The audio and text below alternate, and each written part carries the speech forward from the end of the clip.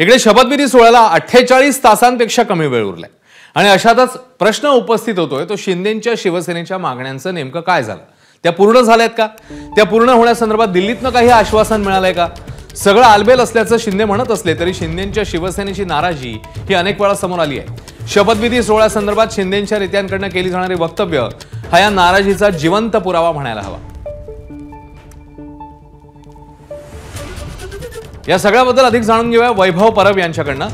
वैभव, गेल्या 3 ते 4 दिवसांमधला सगळा घटनाक्रम आपल्या समोर आहे आणि अगदी आजचंही जे वक्तव्य आहे उदय सामंत यांचं की ट्विट मधून आम्हाला कळतंय की शपथविधी होतोय 5 तारखेला। या सगळ्या पार्श्वभूमीवर आता शिवसेनेची नेमकी भूमिका काय आहे, या संदर्भात काय चर्चा आहे? वैभव।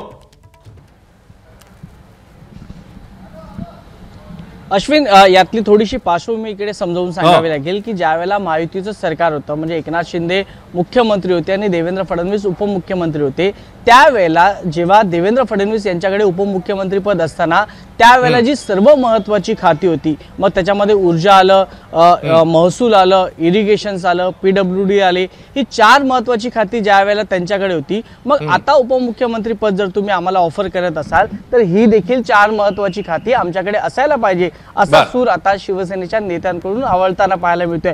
परंतु ते तितकंसं सोपं आहे का अश्विन? तर नक्कीच नाहीये, कारण का भाजप सध्या 132 आकड्यावर पोहोचलेला आहे, तर दुसरीकडे शिवसेना म्हणजे एकनाथ शिंदे हे आता लहान भावाच्या भूमिकेत आलेले आहेत। त्यामुळे आता त्यांच्या ज्या मागण्या आहेत, ज्या नाराजी आपल्याला पाहायला मिळतात, म्हणजे 23 तारखेला एकनाथ शिंदेने गुलाल उधळला, परंतु त्यानंतर एकनाथ शिंदे आहे तो पूर्णपणे नाराजीचा सूर आपल्याला पाहायला मिळाला।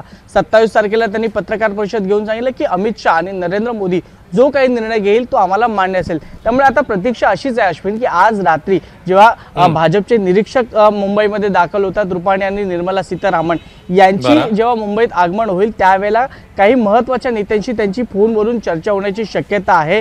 दिल्लीतल्या काही फोनची प्रतीक्षा ही फडणवीस आणि एकनाथ शिंदेना देखील आहे। दुसरीकडे अजितदादा देखील दिल्लीमध्ये अमित शहा यांच्या भेटीसाठी थांबलेले आहेत। त्यामुळे दिल्लीश्वरांच्या मनात नेमकं काय चाललेलं आहे, कुठली खाती कोणाला द्यायची हे आज रात्री जवळपास शक्यता आहे की हे महाराष्ट्रातल्या काही महत्वाच्या नेत्यांपर्यंत पोहोचेल आणि त्यानंतर अश्विन स्पष्ट होईल।